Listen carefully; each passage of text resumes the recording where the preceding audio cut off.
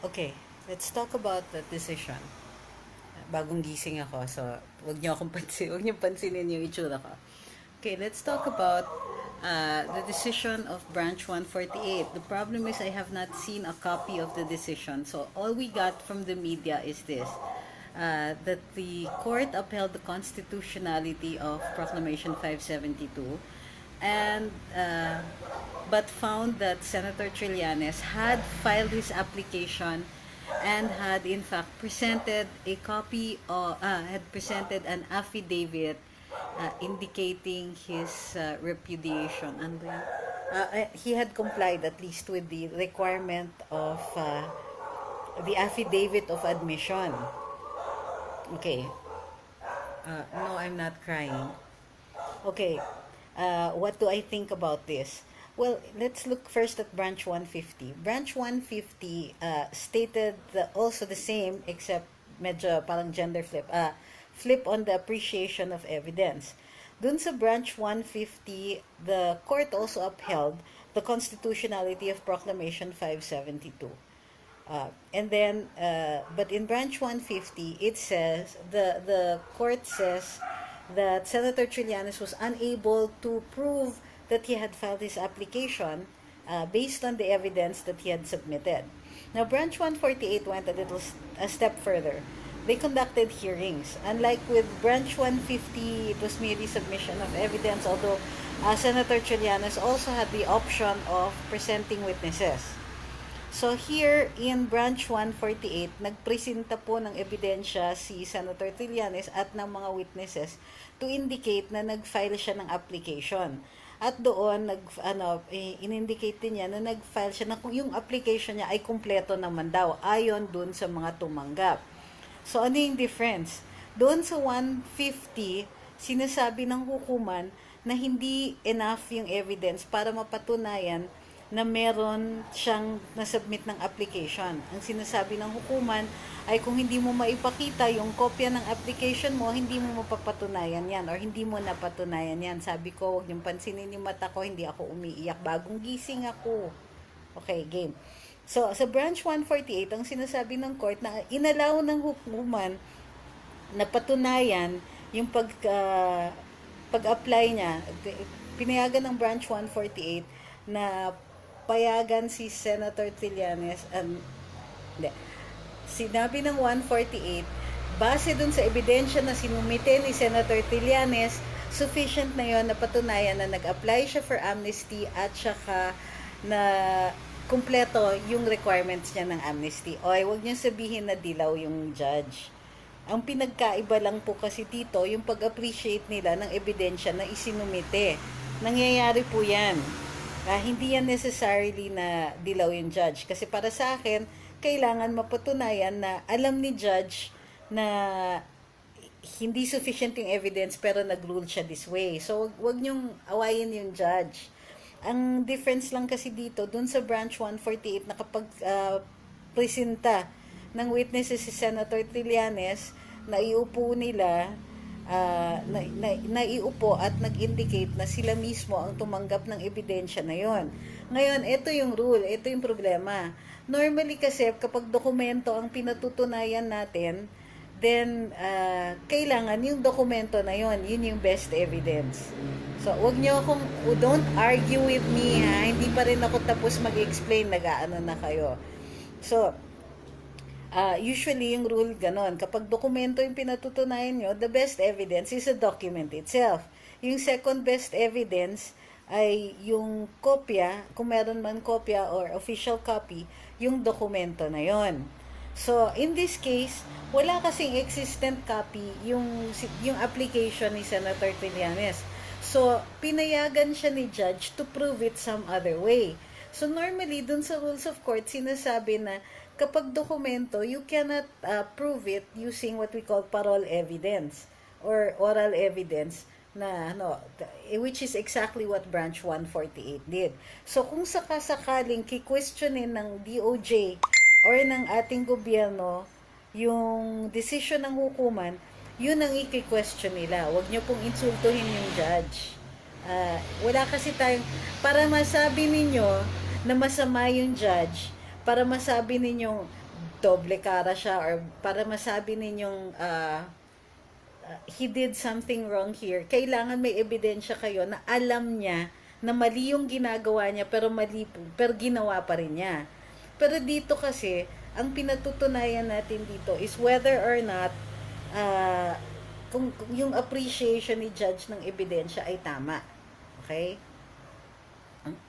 So, yung mga taong nakikita ko na nang-iinsulto dyan, mamaya ibablock ko kayo.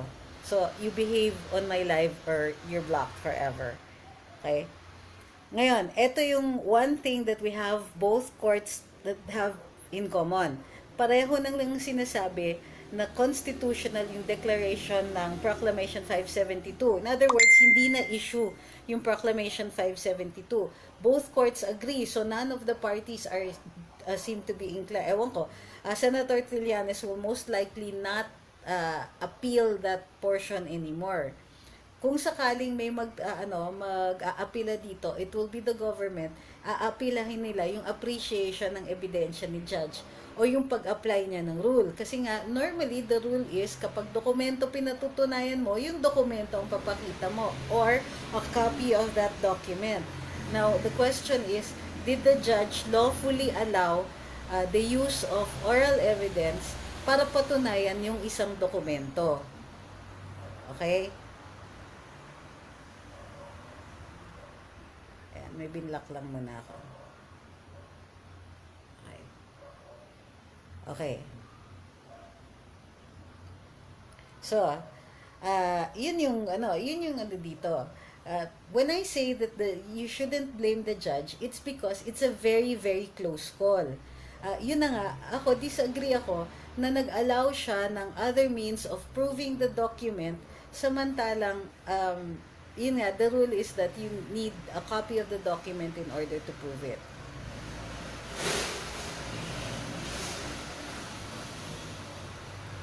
Okay. Yun nga, yung sinasabi ni Gary, I still can't believe the judge accepted the testimony of the witnesses. Oo, kasi nga, ang dali sabihin eh. But, yun nga yung naging rule ng judge. So, in this case, merong basihan ang DOJ mag-file ng motion for reconsideration base dun sa appreciation or dun sa pag-allow ni judge ng pagpresenta ng witnesses para patunayan yung existence ng dokumento. Sabi ni Cairo din, buti pala inintay ko muna live at paliwanag mo, di agad nag-react. Maraming salamat sa maliwanag na explanation. Sabi ni Fraven, so wala na pong pag-asa na makulong si Trillanes. Ganito po kasi yun. Ang tanong is, meron pa kasi third court. Maingay sila. Paraanin natin. There's a third court. Special General Court Martial Number 1, which is under the AFP. Ang tanong is, does the military court have the discretion to determine kung nag-apply nga ba si Senator Trillanes ng amnesty? Can this be made an issue in the court martial? Kasi dun sa dalawang hukuman, ginawa nilang issue yon, yun mismo yung dinicide nila.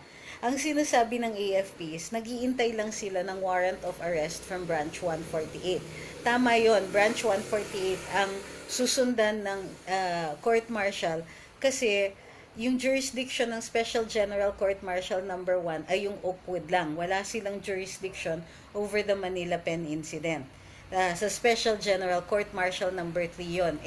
Kung di naman kasama si Senator Trillanes dun sa SGCM 3 kasi hindi na po siya military at the time that SGCM 3 was convened. Okay? So, ito yung sinasabi ko. Can the court martial make this an issue? Para sa akin, maaari nilang gawing issue yon sa pwedeng ipresenta ni Senator Trillanes sa SGCM1 na nag-a-apply yung amnesty sa kanya. Kasi ang ginagawa ng AFP is nagre-rely sila dun sa dalawang hukuman para i-determine yung constitutionality ng Proclamation 572 at saka yung factual matter of whether or not Senator Trillanes filed his application for amnesty. para sa akin, the SGCM1 can also hold a hearing kung tama ngayon, kung ano ba yan? Kung tama nga na nag-apply ng amnesty si Senator Trillanes. Kumbaga, defense niya yon doon sa Special General Court Martial number 1. So, ang tanong ni Nuj, can the court martial proceed since lawful ang 572? Ang theory ko, and this is based solely on, hearsay na lang kasi to dahil wala tayong kopya ng decision ni Judge sa 148. Base dun sa basa ko dito sa circumstances, yes, SGCM1 can proceed and make it a factual matter. Kumbaga, it is a matter for Senator Trillanes to prove dun sa Special General Court Martial number 1 na nag-apply siya ng amnesty and therefore stop the proceedings at SGCM1. Anong ibig sabihin nito? Pwede pang mag-issue ang court, ang SGCM1 or ang AFP Chief of Staff ng detention order kay Senator Trillanes to bring him before the court martial, tapos dun siya mag-explain na nag-apply siya ng amnesty. So, that court can decide separately. Like, parang branch 150, di ba? At saka branch 148, nagkaiba sila ng desisyon. You can also bring this matter to SGCM1. Kasi nga, hindi naman Supreme Court ang nag-decide nito eh. So, ano yung conclusion natin dito? And please note na yung conclusion natin dito ay base lang simpleng-simple dun sa hearsay dun sa mga reports ng Huwag niyo nang pag-usapan yung basher kasi binlock na yan. Huwag na kayong makulit. Okay. Branch 148 says Proclamation 572 is constitutional. Okay. Alam mo, nakakairita, no? Hindi ako umiiyak. Let's get out of the, kakagising ko lang, hindi ako umiiyak. Number 1. Number 2, bashers will be blocked. Kasi nakaka-distract. Okay, number 3. Let's recap. Branch 148 says two things. That Proclamation 572 is constitutional, but that Senator Trillanes was able to prove that he had applied for amnesty and that he had complied with the conditions of that. Ngayon, there's a third court, Special General Court Martial number 1. Special General Court Martial number 1 can convene, can hold Senator Trillanes for trial, but Senator Trillanes can raise the defense na nag-apply siya for amnesty. So doon, pwede niyang sabihin na magiging issue rin to before the Special General Court Martial number 1. So, hindi pa tapos ang laban. Pwede pa siyang ma-arrest. That's if the AFP will issue a detention order and require him na doon sa SGCM1, patunayan niya the same way that he proved in both, or tried to prove in both 150 and 148 na meron siyang amnesty, na nag-apply yung amnesty sa kanya. O yun, simpleng explanation ha. Tignan natin yung mga, mga comments ninyo.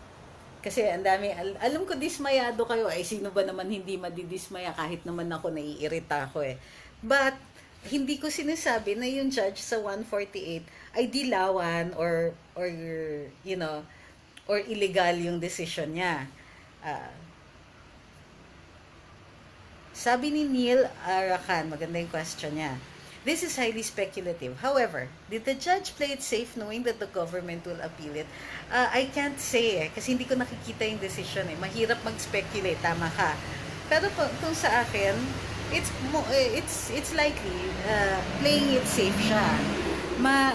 Kasi ito na nga yung safer decision na wag mo muna siyang ipakulong tapos yung gobyerno yung maghabol. Kasi gusto niya siguro magkamali siya nang hindi siya nagpapakulong kaya siya magkamali ka at magpakulong ka. Diba? Sabi ni Edwin, need po na mag-move DOJ. Well, right now, pwede pa silang mag-file ng motion for reconsideration. Sabi ni Mel, ba't di pa ginagawa ng AFP yan? Yun yung importanteng tanong. Wala rin akong sagot kasi ang dapat gumagalaw doon is the Chief of Staff of the AFP. At kilala naman natin si Galvez kasi from the start, itong si General Galvez could have already issued a detention order. He didn't need to wait for the courts to issue their warrant of arrest. Kasi iba naman yung order ng AFP, iba naman yung jurisdiction ng AFP. Pero, to play it safe, ganun ang ginawa ng CSAFP. So, tama kayo, Sir or Ma'am Mel, na tanungin yan. Kasi kahit simpleng taong bayan, okay lang. Talagang valid yung tanong na yan. Sabi ni Hasan, kung sakali, kung makulong si Tonyo, kasama din po yung iba pang nakasama sa kudita. Hindi. Kasi ang Proclamation 572 ay only pertains to Senator Trillanes. Walang iba. Sabi ni Marivic, thank you for the effort. Sabi ni Rolando Carabeo, maraming salamat po sa pagpapaliwanag sa iba't ibang theory. We love you and support our democracy. Proud to be OFW. Sabi ni Michael, magandang tanong din tong kay Michael Torres Dihamco. Does it affect the ruling in Branch 150? Hindi po. Branch 148 and Branch 150 are co-equal. Pareho silang branch, pareho silang RTC. Ma-affect lang yung ruling ng mga courts na ito by a higher court. So, it's possible na tatakbo sila sa yung various parties will go to a higher court. Sabi ni Connie May Orig, sobrang dismayado ako, na high blood ako kanina pa. Naintindihan ko, dismayado din naman ako, but I don't like insulting the judge. Kasi, it's a close call eh. In-appreciate ni judge yung ebidensya in a different way from Branch 150. At, yun na nga lang, inallow niya yung presentation of other evidence to prove the document. Para sa akin, dun iikot ngayon yung issue in the higher court. Sabi ni Jex, Adrineda, bad trip nga, pero mabuti na din, buhay yung demokrasya, sabi din ni Trillanes. Diyos ko po, pataysin din naman talaga yung demokrasya natin. Sabi ni Marivic, Glassy Ingle, Timber Play, ako sa Karambola and I learned a lot. Thanks for what you do. Shout out naman. O, ayan binasa ko na yung ano mo. Sabi ni May Chan, good news pa rin kasi yung sinabi mo na may chance pa rin makulong. Oo, but that's if the AFP will move. The AFP doesn't need to rely on the regional trial courts. Lalong-lalo na, we have now 2 decisions na it's really up to the AFP to appreciate it in its own way. Dahil dalawang magkaibang decision to eh. So the AFP now has to convene Special General Court Martial Number 1 and make the determination on its own on whether or not Senator Trillanes actually applied for amnesty. So magiging issue ito ngayon sa SGCM1. Ang tanong, will the AFP issue a detention order and reconvene Special General Court Martial Number 1? Abangan. Kasi politically, sinasabi ng ibang tao na hindi yata maganda kung dun sa ang detention ni Senator Trillanes will be resulting from the court martial. Kasi ang ultimate authority dun sa court martial is the executive, it's the president. Tandaan po ninyo yung sinabi ko dati, ang SGCM or ang mga courts martial po are not civilian courts. They're not under the Supreme Court, they're under the executive. So while they are considered the court, it's actually quasi-judicial in nature. Ang last authority nila dito is the president, and of course they can still also go to the Supreme Court on questions of grave abuse of discretion.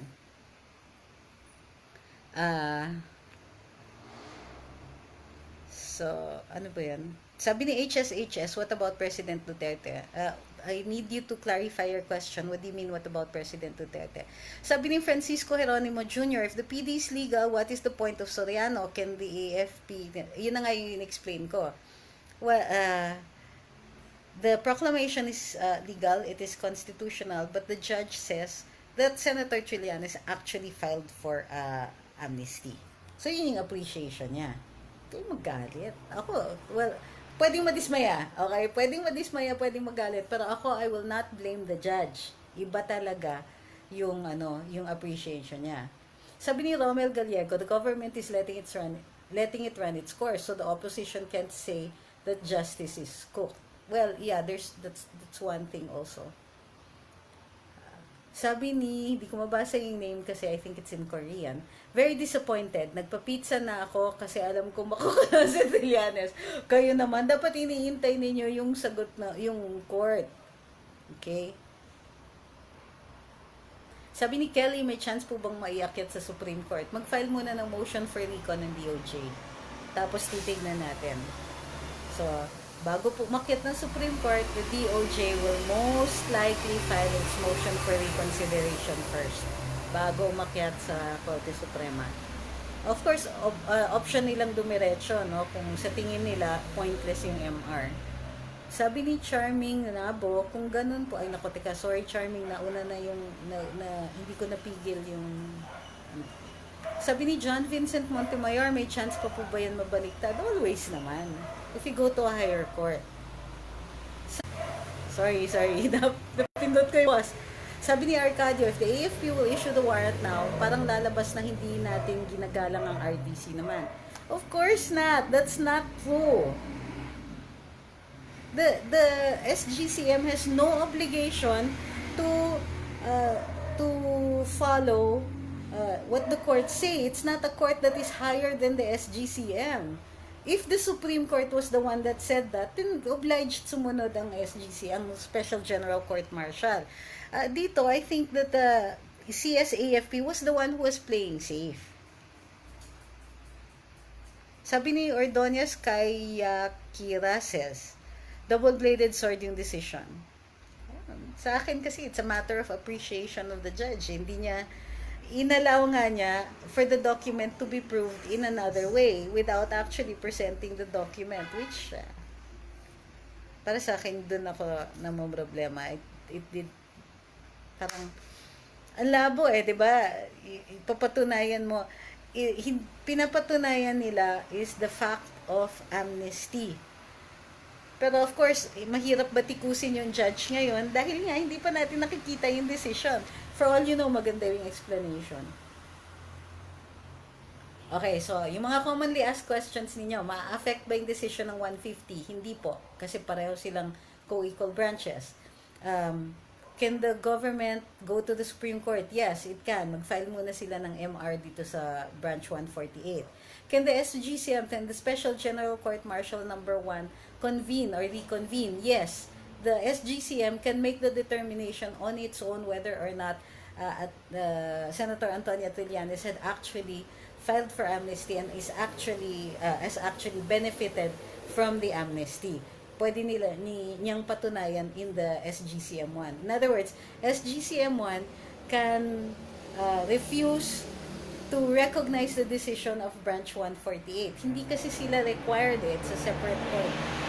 So, the same way that 148 didn't have to recognize 150, SGCM1 doesn't need to recognize 148. Again, this will depend on the discretion to be exercised by the Chief of Staff, unless the President overrules him and issues another order. Take note na ang line of command is not the Chief of Staff to the Defense Secretary, but to the President. Okay? Sabi ni Lily Ellison, maganda yung comment niya. O nga appreciation, but the original copy of the amnesty wasn't included. Anyway, ganun talaga, never mind. Hindi nga kasi yun nga yung issue in the absence of a copy of the amnesty document, can you prove the fact of amnesty? Meron pa kasing isang, ewan ko, hindi kasi diniscuss ang tinatawag natin na operative fact, na i-recognize na he had in fact applied for amnesty because ito na nga, he is not in jail. Everything was suspended, all the hearings were suspended in recognition of the fact that he had applied for amnesty. So that's another thing. Sabi ni Miguel Francisco, Soljan Calida is going to file an appeal na daw tomorrow, he said din sa CNN. This is stretched drama already. Please finish na para makamove on na, haha. Parang tayo yung nasa relationship na kailangan bumitiw. Parang kayo yung akusado, sa totoo lang, the way you're acting. Yung mga tipong, ang tagal-tagal na nito, ang haba-haba, wala bang speedy trial? Excuse me, hindi nyo karapatan yung speedy trial. Karapatan yun ni Senator Trillanes, siya po yung akusado. Okay? Huwag kayong mag-imbento, hindi ako umiiyak. Sabi ni Gemini, bakit binawi ang whole departure order? Baka umalis siya ng bansa. Sino may sabing binawi? Ang nag-issue ng whole departure order is branch 150 at hindi po yun binawi. Nag-file lang siya ng bail. Sabi ni Angelito, but what made the judge say that Trillanes filed amnesty considering no documentary evidence to prove was applied for? Mas matimbang ba kay judge ang hearsay? Apparently. Pero I don't think that's really hearsay eh. It's not hearsay kasi hindi naman nila nadinig from somebody else. Nakita, yung witnesses ni Senator Trillanes say that they saw the document. That's a different thing from hearsay. Kasi you can testify on on seeing the document. In fact, you can testify on hearing somebody else's testimony, but you cannot testify on whether or not that is true. Yun yung hearsay rule. Sabi ni Wendy Yu, feeling ko walang bayagang AFP, sorry. Di nila arestoin si Trililing. Opinion lang po. Well, I think valid naman din po yung opinion ninyo. Kasi if they really wanted to, umpisa pa lang, they didn't have to wait for branch 148. Sabi ni Joey Garcia, maganda dyan mga mamamayang Pilipino ang maresto dyan kay Asong Ulol na yan. Itali sa EDSA at pagbabatuhin hanggang sa malagutan ng hininga. Oh, please, let's not incite to violence, kaya tayo napapagsabihan eh. Sabi ni Connie Soberano, is it true that the judge is an appointee of Pinoy? Do you think his decision was somehow influenced by this? Ako hindi. I don't see any evidence that he was influenced by that. Kasi nga, it comes down to the appreciation of evidence. Now, the judge can also be wrong without necessarily being malicious. Okay? Sabi ni Doctor, did the DOJ even have a background check on 148 or they could have filed it elsewhere? No, they cannot file it elsewhere. Branch 148 po, ang dumidinig ng kaso dun sa kudeta. You cannot, go to another court. Yun po talaga yung court na may jurisdiction. Sabi ni Chino, pero ongoing pa rin yung trial sa branch 150? Yes. Sabi ni Fesoj Salosin, have a good day. We're watching you here in Las Vegas. We're also very disappointed about the result. Sabi ni John Luab Mata, the best evidence on earth is the original document. Yes, but in the absence of the original document, there has to be some means to prove it. The only other means to prove it was to present a copy of that document. Wala din yon. Sabi ni Ian Abella, agree, maaaring maganda yung explanation sa decision. Baka may details na hindi natin nakikilala o nalalaman. Isa pa yun. Sabi ni Agni, parang nakinig si judge sa chismis. Well, hindi naman kasi necessarily chismis kasi yung nag-testify or yung tao na tumanggap ng amnesty document. So, she can attest to the fact of her receiving the document, but not necessarily to the truth or falsity of what was contained in that document. So, ako, ang i-agitate ko ngayon is for the AFP to issue a detention order on Senator Trillanes and reconvene Special General Court Martial number 1.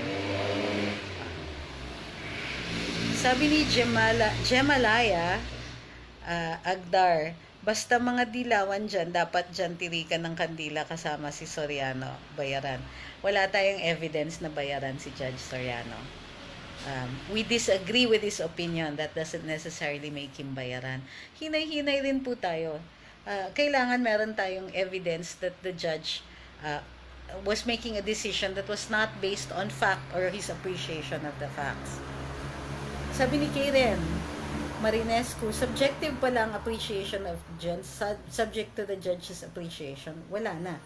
Well, ganito yun eh. The Supreme Court has always said this repeatedly, that normally they do not touch on the appreciation of evidence kasi hindi naman yung Supreme Court yung nandun. Hindi yung Supreme Court yung humaharap dun sa witness. So the trial court judges, sila talaga yung humaharap, sila yung pwede sila, they have the option to talk to the witnesses, to add to questions both on direct and cross-examination. Is it subjective? I wouldn't say that, but it is the trial court judge talaga who has to make that determination. Sila po talaga yung nag-appreciate at sila po yung mag-weigh ng value ng witnesses, ng credibility ng witnesses. Sila po mismo. That's why they're trial court judges, because they're the ones who test the witnesses and they're the ones who subject the evidence to further examinations. It's really how it works.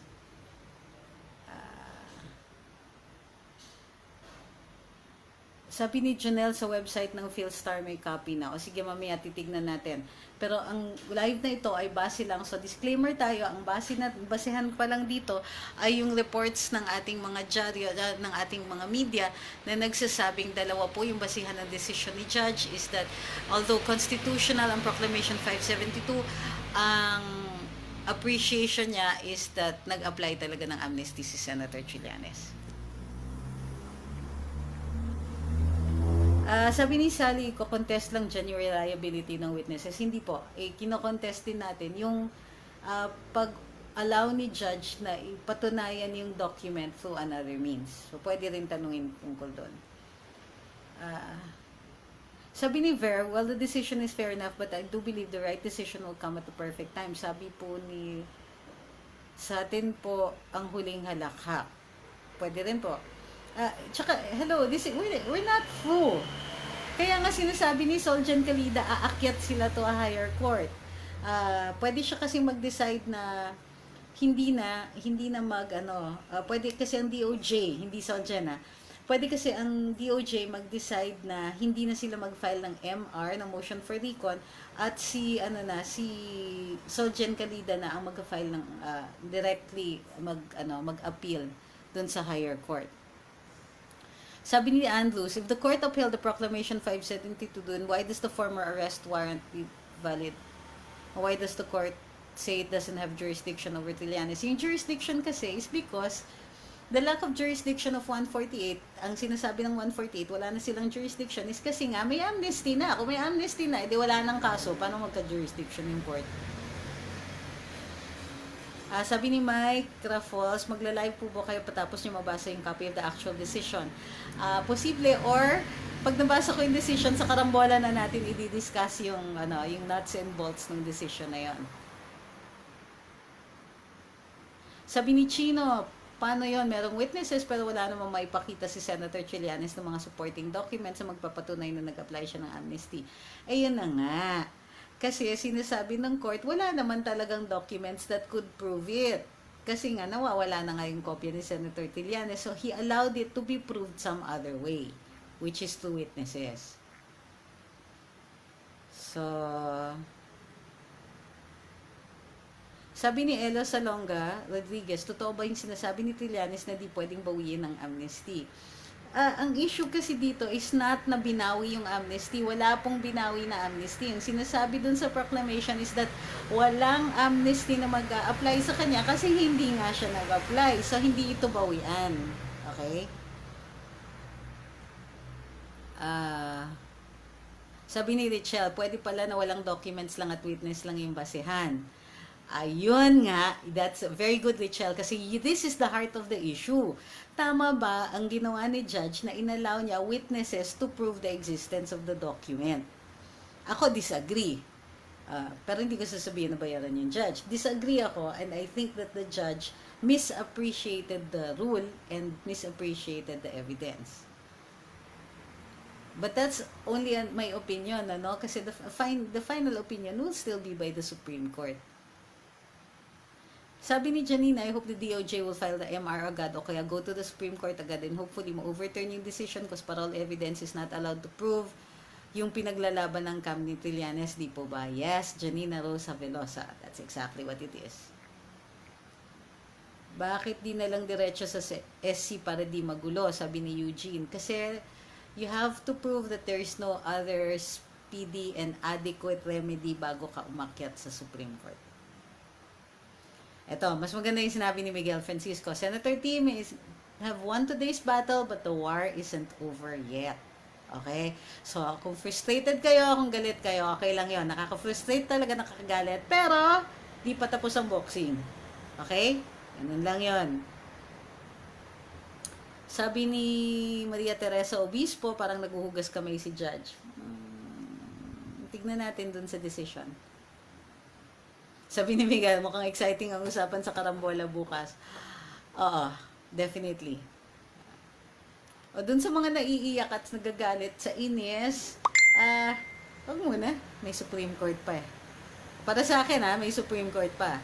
Pero, tama naman na mainis. tayo. Kasi nakakainis talaga. Unang-unang bitin na nga tayo. Ang tagal ng decision. Kasi the judge asked to present witnesses. So, ganun eh.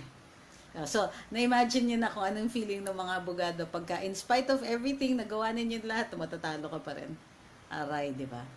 Sabi ni Jose Lauro Malonzo, baka pagtanaw ng utang na loob ni Judge o may magandang offer. Ako, I would not say something like that unless meron akong ebidensya na ganon. Sabi ni Sally Correa, mag-a-alarm na po ba para sa bola bukas? Para hindi team replay. Opo, mag-alarm kayo kasi i-discuss natin to. Mamayang gabi, babasahin ko yung decision kung nakapublish na nga in full sa karambola na yung discussion para hindi tayo pabalik-balik dito sa live. Bubulabugin ko pa kayo uli mamayang gabi. Mag-alarm na lang para sa karambola bukas. Sabi ni Verceles, Chito, since magkaiba yung decision ng 150 at 148, pwede nila yung contesting sa 150. Oo, kahit naman hindi rin magkaiba yung decision eh. Pwedeng i-contest ni Senator Trillanes yung decision ng 150. Sabi ni Bex, ang tagal ng gabi eh, sana karambola na, can't wait to hear you all, sana present si My Loves TP. Ay, dadating naman niya, alam niya naman si TP. Kanina lang medyo nilalagnat yata, masama yung pakiramdam, kaya naka-phone patch siya. Huwag niyo awayan si TP, kayo naman. Sabi ni Annie Gatchalian, Agni, huwag niyo na lang isipin or else mabubuang kayo. Ano ba yung hindi mo pinapaisip? Ito, maganda yung kay Jeremy Villa. Whatever it is, I think hayaan na natin si Senti. As a free man, wala naman kasing naniniwala sa kanya. Parang zombie ka dyan, naglalakad ka tapos walang pumapansin sa'yo. Shakit nun. But you know, let's admit that Senator Trillanes got the scare of his life, di ba? Pero yun na nga, hindi pa to tapos. Huwag niyo sabihin that he's a free man kasi pwede pang i-reverse mo ng higher court. Sabi ni Ricky Nelson de la Cruz, mas nainis ako sa mga troll comments ng mga dilawan doon sa mainstream media post. Kayo naman, freedom of speech yan. Sabagay, pwede rin naman silang mainis sa atin.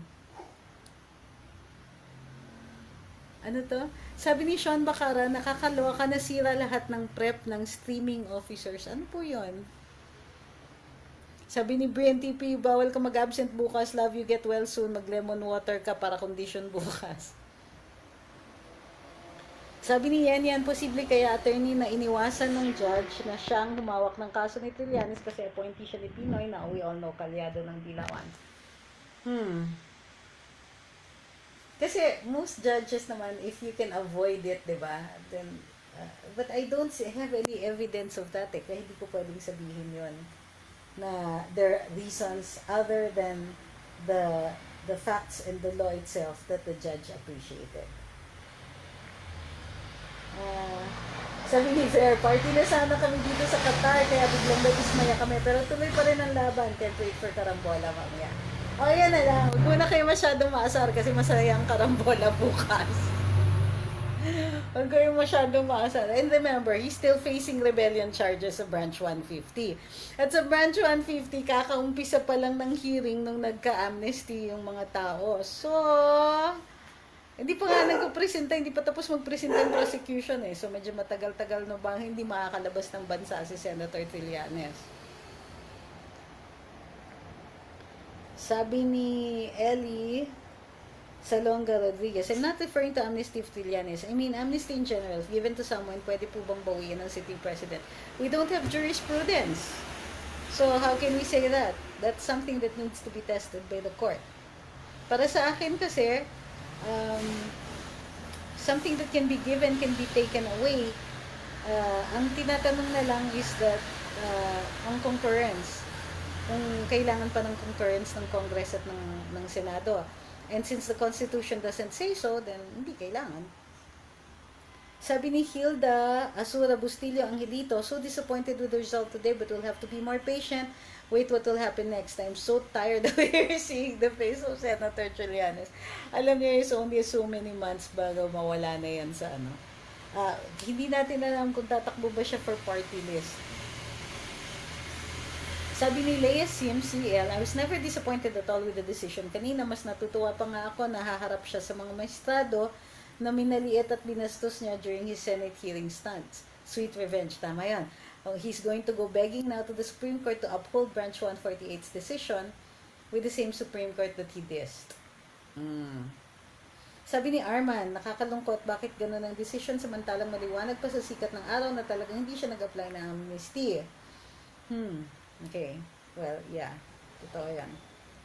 Okay, for the last time, those saying, hindi ako umiiyak, kakagising ko lang.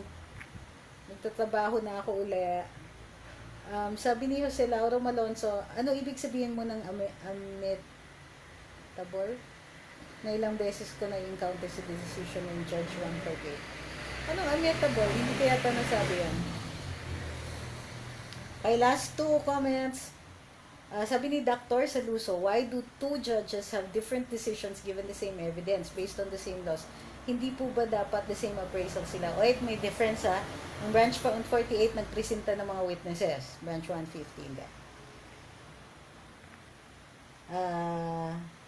Sabi ni Jet, sayang na lang ako nakapag-online, hindi ko po nasimulan. Gusto ko maliwanagan.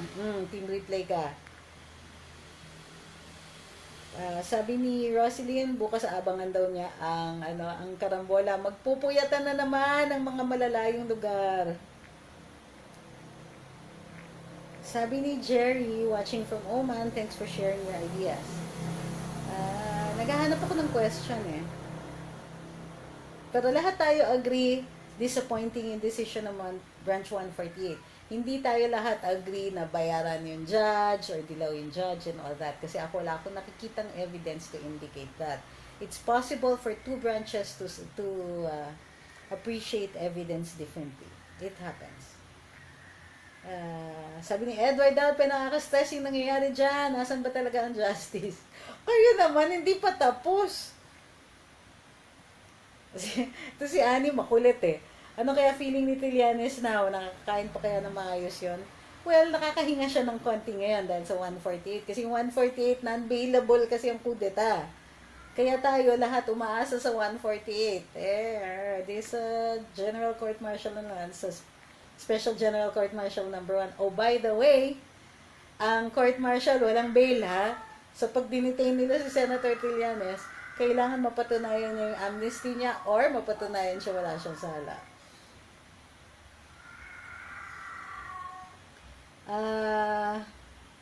Sabi ni Nino Geronimo, paano kung nagsisinungaling lang yung witness ni Trillanes na kinuhanan ng judge ng decision?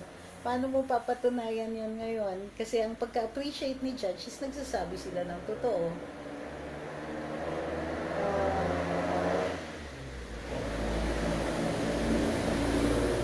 Sabi ni Lalaine, nainis na nga ako eh. Di na ako nanonood attorney, lalo mukha ni Hilbay sa kanya, libaw. Kaya talaga, chill lang, di pa tapos yung laban. Kailangan mukhang digin tayo dito. So, sabi ni Albert, may chance ba ma-reverse ng Supreme Court yung decision ng RTC 148? Oh, may chance. Of course may chance. Kayo naman. Kaya nga sinasabi ko, hindi pa tayo tapos. And don't forget, may Special General Court Martial number 1. Ang tanong na lang is, gagalaw ba si CSAFP? Gagalaw ba si CSAFP at mag-issue ba siya ng detention order or magre-reconvene siya ng Special General Court Martial number 1? That is the question. So, sabi ni Joel Macaraig, does the judge consider that the DND has lied? Of course, they always consider that. When you have a witness in front of you, you always consider whether or not the witness is credible, whether or not the witness is telling the truth.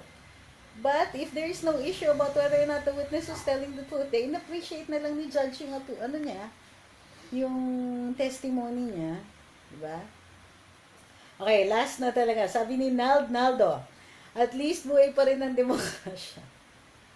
Yung ICC SOPLA, patunay na gumagana ang justice system. Di ko muna abutan yung buong live mo. Team replay here, mabuhay kayo. See you in Karambola. Okay, so let's not forget. Recap. Final recap. The judge in Branch 148 says, Proclamation 572 is constitutional, but that Senator Trillanes had applied for amnesty. How did he come to the decision that Senator Trillanes applied for amnesty? Nagpresenta po ng witnesses si Senator Trillanes na meron tumanggap ng kanyang amnesty application at kumpleto yung application po na yun. So, base doon, sinabi ni Judge, nag-a-apply siya ng amnesty, therefore the court no longer has jurisdiction to issue a warrant of arrest. Okay. Tama po ba si Judge? The rule is that if you're trying to prove a document, and the document here is the evidence of the amnesty, if you're trying to prove a document, the best evidence is the document itself or a copy of that document. Since no copy of that document was presented, the judge allowed the presentation of witnesses. Now, the question is this allowed? The rules of court say that oral evidence cannot be presented to prove the existence of a document. Oral meaning oral evidence. But there are exceptions. So, pwede ba ito? Now, the DOJ or the Solgen can go up to the Supreme Court and question the presentation of oral evidence to prove the existence of a document. Yan yung magiging issue ngayon pag akyat dun sa Korte Suprema. So, tapos na ba yung laban? Hindi. Hindi pa lang muna makukulong si Senator Trillanes. But wait, there's more. Sa Special General Court Martial Number 1, they can ask Senator Trillanes to prove the existence of his amnesty before it. So, and until he can prove that, then he can be detained. The question now is, will the AFP issue a detention order for Senator Trillanes and will it reconvene Special General Court Martial Number 1? Abangan ang susunod na kabanata dito sa long-winded na saga ni Senator Trillanes. Okay, for further discussions, kasi babasahin ko pa lang yung decision ng Regional Trial Court of Makati Branch 148 tomorrow. Abangan niyo po, Karambola is on DWIZ 882 from 8 o'clock to 10 o'clock ng umaga Philippine time yan. We are on Facebook Live under DWIZ at saka DWIZ live streaming sa YouTube. Kung hindi pa kayo nag-like or share nitong live na ito, anong ginagawa ninyo? Baka lang. Don't forget to like or share Luminous with Pixie Cruz, Angeles, and Ahmed Paglinawan para you get notices of other Facebook Live dito. At hindi din yung nakakalimutan na manood or makinig doon sa Karambola.